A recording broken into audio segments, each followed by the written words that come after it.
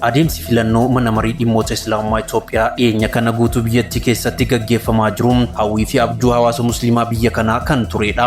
Akkasumas haalli mijatee hawaasni nama ofii barbaadu, nama itti amanu, nama itti gaafatamummaa isaa beekuu fi bahuu danda'u, amantaanis barnoota idileeniis nama ijaarame keessattuu haasee amansiisaa dubbatee dhageeffatamaa alatti ammoo hariiroo gaarii hawaasa musliimaa waliin kan qabu ilaalame filachuu akka qabu haala dureen dhiyaatee ture. Guyyaa har'aa jechuun hagayya 20 ji'a 12ffaa bara 2017 guutuu magaalaa Shaashamannee keessatti filannoon gaggeeffamaa ture karaa nagaa fi waliigaltee qabuun gaggeeffamee oolee jira.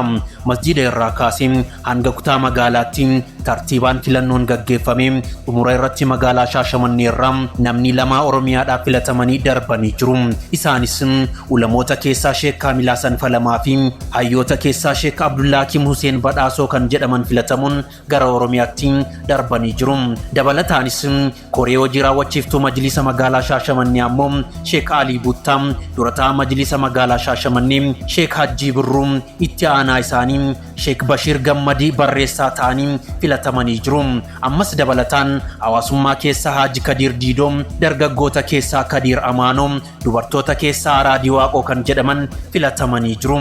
Baga gammaddan, bara hojii gaarii isiniif haa ta'u jecha namoonni itti gaafatamummaa uummataaf fudhattan akka hojiitti hiiktan akkasumas hojii hojjettan keessatti kan zulmii hin qabne, kan gosaaf balbalaan hin qoonne, nama kamuu akka seerri jedhutti akka ija tokkoon ilaaltan abdii isinirraa qabna. Dhugumatti namoonni filatamtan namoota uummata biratti fudhatamummaa gaarii qabdanii fi akkasumas namoota bakka kanaaf maltanii fi madaaltanidha.